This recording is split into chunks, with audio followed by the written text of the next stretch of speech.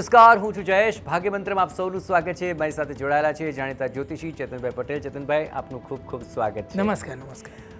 ચેતનભાઈ, સાથે આપણે ભાગ્યમંત્રની અંદર એવા તમામ બાબતોની ચર્ચા કરીએ છીએ કે જે આપના મૂંઝવતા સવાલ હોઈ શકે, પરંતુ આપ આ જોયા પછી મૂંઝવણમાં નથી રહેતા, એ પણ એટલી જ સાચી વાત છે.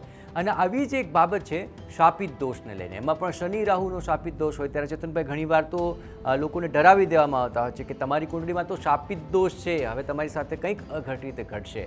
અને આ સાંભળ્યા પછી તો ભલભલા લોકો સારી કુંડળી હોવા છતાં પણ ડરી જતા હોય છે. આખરે શું ખરેખર આ શાપિત દોષ જેવું કંઈ હોય છે ખરું? એ તેમાં કોઈ સત્યતા છે કે પછી તે કોઈ ભ્રમણા છે? અને એમાં પણ શનિ રાહુનો શાપિત દોષ કહે ત્યારે લોકો જે ડરી જતા હોય છે, સત્ય શું છે ચેતનભાઈ? સાચી વાત છે, બિલકુલ જાણવું જોઈએ. શાપિત દોષ, જો નામ એવું છે ને જાણે કોઈ મોટો શ્રાપ લાગી ગયો. આપણે પુરાના કાળમાં જોયા છે કે કોઈ પણ ઋષિ મુનિ કોઈને કોઈ શ્રાપ આપી દે અને એ બિલકુલ સાચા ઠરતા હતા, પડતા હતા અને જીવનમાં લોકોને એવું બનતું હતું. હવે કળિયુગમાં શ્રાપ કેટલા સચોટ પડે એ વાત અલગ છે, પણ જો કોઈ કોઈને કહી દે કે તમારી કુંડળીમાં શાપિત દોષ છે, એટલે આ શબ્દ આપણા મનમાં એવો ઘર કરી ગયો છે, શાપિત દોષ, કે કોઈ કુદરતી એવો શ્રાપ મળેલો છે જન્મથી જ, એવું આપણને બિલકુલ એવું લાગે અને ભય પણ લાગે. જ્યારે આપણે કોઈની જોડે માર્ગદર્શન લેવા ગયા હોય, કોઈને કુંડળી બતાવવા ગયા હોય, તો સ્વાભાવિક છે કે કોઈ પ્રશ્ન હોય, કોઈ સમસ્યા હોય, કોઈ તકલીફ હોય, અને કદાચ એ પણ સ્વાભાવિક છે કે બહુ ગંભીર હોય તો આપણે આવું કંઈ બતાવવા ગયા હોય. જનરલી કોઈ એમને એમ કોઈને કુંડળી બતાવવા જતું પણ નથી. બહુ ગંભીર સમસ્યા હોય કોઈ વસ્તુની, ત્યારે આપણે માર્ગદર્શન માટે કુંડળી બતાવીએ છીએ. અને જો એવા સમયે કહી દેવાય છે કે તમારી કુંડળીમાં શનિ અને રાહુ એનો શાપિત દોષ છે અને કુંડળીમાં બતાવાય છે કે આ શનિ અને રાહુ બંને જો સાથે લખેલા છે કુંડળીમાં, એક જ ખાનામાં છે, એટલે શાપિત દોષ થઈ ગયો. આપણે પણ જો આપણી કુંડળી માટે કોઈના મુખે સાંભળી લઈએ, ડર લાગે, સ્વાભાવિક છે. અને આપનો જયેશભાઈ આ સવાલ થયો એ સ્વાભાવિક છે કે આ સાચો કેટલો અને ભ્રામક કેટલો. હકીકતમાં કહું, જો હું કંઈ વાત હું કહીશ ને છે એવું કોઈ માનવાનું કારણ નથી. હું શાસ્ત્રમાં જે બતાવ્યું એ સિવાયની વાત જીવનમાં ક્યારેય કરતો જ નથી. અને બધાના પ્રૂફ આપી શકે કે આ છે કે નહીં. તમે જાતે, આપણે સૌ ભણેલા ગણેલા, આપણે જાતે નક્કી કરી લઈશું કે આ છે તો આવો હોય તો છે, નથી તો નથી. પછી દુનિયાનો કોઈ પણ માણસ કે ક્યારેય મનાય નહીં. હું બહુ જ ક્લિયર કહી દઉં, આ ભ્રામક ઊભો કરેલો. અને ભ્રામક એટલે છે કે એમાં રાહુ છે. જીવનમાં શાસ્ત્રમાં એવું ક્લિયર કહ્યું છે કે તમને જે ચિત્ર ન દેખાય, ભ્રમણા ઊભી કરે ને ત્યાં રાહુ કે કેતુ હોય. આવું એક સૂત્ર પણ લખેલું છે ઋષિમુનિ. આ યોગમાં એવું બતાવ્યું છે કે શનિ જોડે રાહુ છે, રાહુ હોય ત્યારે શ્રાપિત દોષ થયો કહેવાય. હકીકતમાં આ યોગનું ક્યાંય કુંડળીમાં કોઈ સ્થાન નથી. આવો કોઈ દોષ કયો જ નથી. એ દોષનું કોઈ અશુભ ફળ મળતું પણ નથી. એટલે આપણે સમજી લેવાનું કે ખોટી ગેર માન્યતા જે આપણે જે પ્રયાસ કરીએ છીએ લોકોને સાચું બતાવવાનો, કોઈ ગમે તે કહે પણ આ દોષ થતો જ નથી, આનું કોઈ જ અશુભ ફળ નથી મળતું. જરા પણ ડરશો નહીં, ખોટા વિધિ વિધાન કરાવશો નહીં. પ્રોબ્લેમ, મુશ્કેલી હશે તો એનું સમાધાન કંઈક અલગ હશે, એ જાણવાની કોશિશ કરો સાચી જગ્યાએ. આવી રીતે ભરમાશો નહીં અને ખોટા વિધિ વિધાનના ચક્કરમાં પડશો નહીં. બિલકુલ, આપે આ બાબતો તો જણાવી દીધી, પરંતુ તને શાપિત દોષ છે અને ઘણીવાર તો એવું થાય કે આવું શાપિત દોષ છે એમ કહ્યું છે પછી તો લોકો પોતાની પાસ્ટ લાઈફમાં ઘણા બધા એવા કોઇન્સિડન્ટ શોધી કાઢે છે કે આ શાપિત દોષને કારણે તેના જીવનમાં આવી ઘટનાઓ ઘટી ગઈ. અને પછી જે શાપિત દોષ છે એ કહેનાર વ્યક્તિ જે વિધિ વિધાન કહે છે એમાં લાખોનો ખર્ચો પણ કરી દેતા હોય છે. જો શાપિત દોષ આટલું અસર નથી કરતો તો પછી વિધિ વિધાન શું અસર કરતા હશે? પહેલાં તો આવા વિધિ વિધાન કરાવવા જોઈએ કે ન કરાવવા જોઈએ એ પણ સૌથી મોટો સવાલ છે. તો આવા એ તમામ લોકોને આખરે શાસ્ત્રોક્ત બાબતે એ પણ જણાવી દો કે આ શાપિત દોષને લઈને શું આવા વિધિ વિધાનના ચક્કરમાં પડવું જોઈએ કે નહીં? બિલકુલ ક્લેરિટીથી કહું છું કે જેનું સ્થાન, જે દોષનું સ્થાન, આપણા ઋષિમુનિઓ જો નાનામાં નાની ચીજ શાસ્ત્રમાં લખ્યું હોય, આના વિશે એવું કંઈ લખ્યું જ ના હોય, તો પછી આપણે એના માટે કેમ વિધિ વિધાન કરાવો જે રોગ જ નથી? આવી કોઈ વિધિ વિધાનમાં પડશો નહીં, બિલકુલ કરાવવાની જરૂરિયાત નથી. આ બહુ જ ક્લિયર વાત છે. બિલકુલ, પણ ઘણીવાર આવું લોકો કહેતા હોય છે કે મને વારંવાર એવું કહેવામાં આવે છે કે તારા આવ્યા પછી અમારા જીવનની અંદર, અમારા ઘરની અંદર, અમારા પરિવારની અંદર આટલા મોટા અમારે ફેરફાર જોવા પડે છે, દુઃખ જોવા પડે છે, અને તેને લઈને આ લોકો માની પણ લેતા હોય છે કે શાપિત દોષની કંઈક અસર તો હશે. પણ આપ કહી રહ્યા છો કે ના, આ તો ભ્રમણા છે, એમાં કોઈ જ અસર નથી. પણ જો આ શનિ રાહુનો શાપિત દોષ અસર નથી કરતો તો કંઈક બીજું ફળ તો આપતો હશે ને? કઈ પ્રકારનું ફળ આપતો હોય છે? બહુ સાચી વાત છે. એટલે જાણવાનું આ જ છે. હવે શનિને તો આપણે સૌ જાણીએ છીએ, શનિ કાર્ય અને સફળતાના દેવતા છે. શનિ શબ્દનો અર્થ સ્લો છે, ધીમા રહેવું, એનું નામ શનિ છે. ધીમી ચાલ ચાલવી, એનું નામ શનિ. અને બહુ જે આગળની વાત કરું તો રાહુ પણ બહુ સ્લો છે. હવે આનું ફળ શું? બંને સ્લો ભેગા થયા, બંનેને પાપ ગ્રહ કહ્યા છે. બહુ ક્લિયર છે વાત. અને બંનેને કદાચ એક સરખું ફળ આપતા ગ્રહ કયા છે. હવે શનિ તત્વ, શનિનું ફળ કોઈને ડબલ મળે તો શું થાય? શનિ સિંગલ શનિ ને ડબલ શનિ, અહીં વાત એવી છે. કેમ એવું કહ્યું છે એનું કારણ આગળ છે. પણ શનિ અને રાહુ બંને એક સરખું ફળ આપે. એટલે એવું કહ્યું કે બહુ ચાલાક વ્યક્તિ હોય, બહુ ધીરજવાળો હોય, બહુ દૂરંદેશી લાંબી હોય, હોશિયારીવાળી વ્યક્તિ હોય, અને ઘણીવાર આપણને સમય કરતાં બહુ સ્લો લાગે. એટલે આપણને એવું થાય કે ભાઈ આ વ્યક્તિ કંઈક અલગ હોય, એ સામાન્ય ના હોય.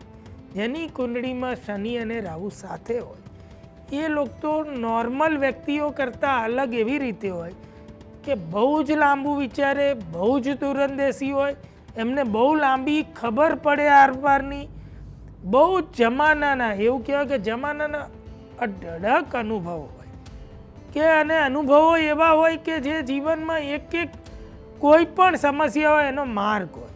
એટલે એટલા બધા જીવનના પોતાના વ્યક્તિગત અનુભવો, અનેક લોકોના અનુભવો એવું જબરજસ્ત હોય જેની કુંડળીમાં શનિ અને રાહુ સાથે હોય. એટલે એક એવું દીર્ઘ, એમ કે એવું બહુ ઘેરું વ્યક્તિત્વ ધરાવતો હોય, બહુ જ ગંભીર હોય, બહુ શાંત હોય. એટલે બહુ બધા વ્યક્તિની વચ્ચે બેઠેલા હોય ને તો એકલા હોય ને એવું પાસે. એટલે ઘણીવાર આપણે કોઈ એવું લાગે કે ભાઈ આપણે 100 વાત કરીએ ત્યારે આ વ્યક્તિ એક વાત બોલે. એટલે એવું એક આનું ફળ મળે છે. એટલે વ્યક્તિને બહુ દૂરંદેશી, બહુ શાંત, બહુ તાર્કિક, એટલે માનસિક રીતે કોઈ પણ વિચારો કરી ટ્રીકથી જીવન જીવે અને બહુ જ લાંબુ વિચારી અને ચાલનારી વ્યક્તિ હોય. કર્મનું પણ બેલેન્સ રાખે. જો રાહુ અને શનિ સાથે છે તો એ તોલી માપી અને કર્મ કરે. ઘણીવાર આવા લોકોના જીવનમાં શું થાય કે સ્પીડમાં કરવાના કાર્યોમાં જોડાય ને તો તકો જતી રહે. નિર્ણય એટલા ફાસ્ટ નથી લઈ શકતા, પણ એમનો લીધેલો જો કોઈ એક નાનો પણ નિર્ણય હોય ને એ બહુ મોટી સફળતા અપાવે. કારણ કે બહુ જ લાંબુ વિચારીને લીધેલો હોય. એટલે આ સારું ફળ આપે છે, કોઈ અશુભ ફળ આપતો નથી. જી બિલકુલ, આપ જે તમામ બાબતો જણાવી રહ્યા છો તે પરથી તો આ શાપિત દોષની અંદર પણ કહી શકાય કે વિશેષ રીતે તે મદદ કરી રહ્યું છે. પણ કોઈ ઉદાહરણ આપો તો થોડું વધારે સરળ રીતે સમજી શકાય, અથવા એવા વ્યક્તિત્વો આપણી સામે આવી જાય કે હા આમાં શાપિત દોષ છે છતાં તેના માટે તો આ અભિશાપ નથી પરંતુ એ વરદાન સાબિત થઈ રહ્યું છે. એવા કયા ઉદાહરણ છે એવા વ્યક્તિત્વના કે જેનાથી આ શાપિત દોષને લઈને પણ આપણને ધરપત થાય કે આવા વ્યક્તિત્વ પણ સમાજ માટે તો ઉપયોગી જ છે? સાચી વાત. હવે પહેલામાં પહેલી વાત છે કે એક તો આ શાપિત દોષ છે જ નહીં, કહેવાતો શાપિત દોષ છે. છતાં પણ આપણે આ કહેવાતો શાપિત દોષ જેની કુંડળીમાં થયો હોય ને એવા એક બે ઉદાહરણ આપણે આપીએ તો આપણે ખ્યાલ આવે કે, અને એવી વ્યક્તિને આપવું આપણે આજે કે જેને સમગ્ર જગત જાણે છે અને તેનાથી તરત ખ્યાલ આવશે કે હકીકતમાં આ શાપિત દોષ નથી. બહુ જ લાંબી દીર્ઘ દ્રષ્ટિ આપતો, બહુ જ લાંબુ વિચારતો, સારું કર્મ કરાવતો આ એક યોગ છે. આ વ્યક્તિત્વના હું જ્યારે નામ દઈશ તો લોકો જે મેં ફળ કહ્યું ને એ આની જોડે રિલેટ કરી શકશે અને પોતાના જીવનમાં કોઈએ કહ્યું હોય ને તો ખબર પડશે કે બિલકુલ ખોટું અને ભ્રામક કહ્યું. સૌથી પહેલું આ યોગનું નામ છે. અમે પણ જ્યારે કુંડળીઓના અભ્યાસ કર્યા ત્યારે આ બધી કુંડળીઓ અમારી આંખ સામે આવી, એક એક યોગ જોયા. એક નામ આપું કે જેને જગતમાં આપણે બધા જાણીએ છીએ કે BAPS સંસ્થા છે, સ્વામિનારાયણ સંસ્થા, જેના પ્રમુખ સ્વામી મહારાજ જે બધાના પૂજનીય છે, તેમની કુંડળી, જન્મ કુંડળી ઉઠાવી અને જોઈ લો. તેમની કુંડળીમાં 10મા ભાવે શનિ અને રાહુ બંને સાથે હતા. આ મહાનુભાવ, આ મહાન વ્યક્તિત્વની કુંડળીમાં ક્યાં કોઈ જીવનમાં શાપ શબ્દ દેખાયો છે? તેમના આશીર્વાદથી આપણે સૌ જાણીએ કે લોકોના શાપ દૂર થઈ જાય. એટલે એ આ યોગ રાહુ અને શનિ 10મા કર્મ ભાવમાં હતા. કર્મ એટલે એ વ્યક્તિત્વનું જીવન એવું બની ગયું, એટલું ગંભીર, શાંત, લાખોની વચ્ચે પણ એકદમ શાંત જોયા હશે. આ યોગ એવું ફળ આપે છે, એ વ્યક્તિત્વ એવું બનાવે છે. એટલે આ પહેલું ઉદાહરણ છે પ્રમુખ સ્વામી મહારાજની કુંડળીમાં 10મા ભાવે શનિ અને રાહુ હતા. આવું એક બીજું ઉદાહરણ છે. આપણે સૌ 4 ધામ જાણીએ છીએ. એ 4 ધામની હિન્દુ સંસ્કૃતિ, હિન્દુ સનાતન ધર્મના 4 ધામની સ્થાપના જેમણે કરી છે ને, આદિ શંકરાચાર્યજી મહારાજ, તેમની કુંડળીમાં 4થા ભાવમાં શનિ અને રાહુ બંને સાથે લખેલા છે. આ કુંડળી જોઈ લો, તરત ખ્યાલ આવશે કે આ યોગ છે, આ કોઈ દોષ નથી. શનિ અને રાહુ સાથે રહેવું, તેમણે બહુ જ દૂરંદેશી વિચારેલી કે આટલો મોટો હિન્દુ સનાતન ધર્મ, જેના એક છેડાથી બીજા છેડાને મારે જોઈન્ટ રાખવો, એટલે 4 ધામને એવી રીતે 4 ધામ સ્થાપિત કર્યા, 4 મઠ સ્થાપિત કર્યા, અને હિન્દુ ધર્મને એક બોન્ડિંગ રહે, અને એક છેડાથી બીજા છેડા સુધીનો ભારતનો માનવી એક છે. હિન્દુ ધર્મ, સનાતન ધર્મ એક છે, કોઈ ફાંટા ના પડે. એના માટે એમણે આટલી દૂરંદેશી, ગંભીરતાથી પોતાની યુવાનીમાં આટલો મોટો વિચાર કરી અને આ મઠોની સ્થાપના કરી. આ ધર્મ વિશે એટલું બધું વિચાર્યું હતું, આ ધર્મ વિશે એટલું બધું કહ્યું હતું, લખ્યું હતું. એટલે જો આટલી મહાન વ્યક્તિઓ, જેનું કર્મ જ આખું મહાન હશે. મેં કહ્યું શનિ કર્મના દેવતા છે, કેવળ જીવનને એ જ બનાવી દીધું. આ બંને આપ ઉદાહરણથી સમજો કે એમણે આખું જીવન જ એ ઉત્તમ કર્મની પાછળ લગાવી દીધું. આપણે સૌ કર્મ કરીએ છીએ, પણ કોઈ એક સોલિડ આવું કર્મ નથી કરતા, કારણ કે બધાની કુંડળીમાં આ યોગ નથી હોતો. આ કોઈ દોષ નથી. એટલે આ ઉદાહરણથી સમજી લો, શાપિત દોષ કહેવાય છે. આ કહેવાતો દોષ છે, હકીકતમાં આ જબરજસ્ત યોગ છે. બિલકુલ. તો આખરે શાપિત એ દોષ નહીં, એક વિશિષ્ટ યોગ છે. અને જો તેને સમજી લઈએ તો ચોક્કસપણે આપણે આવા કોઈ પણ પ્રકારના ભ્રામક વાક્યોથી, આવા પ્રકારના અભિશાપથી બચી શકીએ છીએ અને આપણા જીવનને વધારે સુખમય અને સમૃદ્ધ બનાવી શકીએ છીએ. અને તેની શાસ્ત્રોક્ત સમજ ચેતનભાઈ આપી છે. ચેતનભાઈ, આપનો ખૂબ ખૂબ આભાર. નમસ્કાર. તો ફરી મળીશું આવા જ રસપ્રદ વિષય સાથે. ત્યાં સુધી રજા આપશો. નમસ્કાર.